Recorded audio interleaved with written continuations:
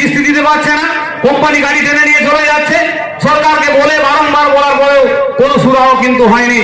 আপনার ক্ষমতা আছে, আপনি ক্ষমতা প্রয়োগ করে অনেক কিছু করতে পারেন, কিন্তু তার জন্য একটা সুনির্দিষ্ট নিয়ম নীতি তৈরি করতে হবে।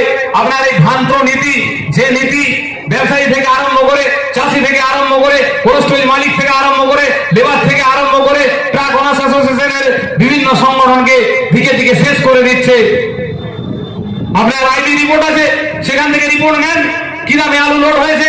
আপনি তো কথা দিয়েছিলেন যে 9 টাকা কিলো আলু কেনা হবে, পরে খবর নিয়ে দেখলাম আপনি 11 টাকা কিলো আলু কিনেছেন।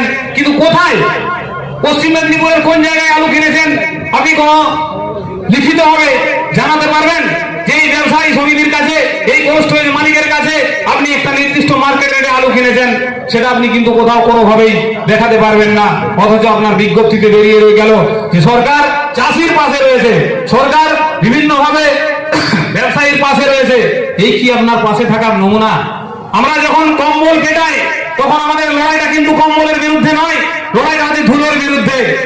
যাতে কম্বলের ধুলোটা পরিষ্কার হয়, তেমনি যখন আমরা আপনার বিরুদ্ধে বলি, তখন লড়াইটা কিন্তু আমাদের সরকারের বিরুদ্ধে নয়, লড়াইটা আপনার ভুল ভ্রান্তি নীতির বিরুদ্ধে। এই নীতি আপনাকে ঠিক করতে হবে। যদি আপনি নীতি ঠিক না করেন, আপনি যদি অন্য পথে যেতে চান, আপনি নিশ্চয়ই চেষ্টা করে দেখেছেন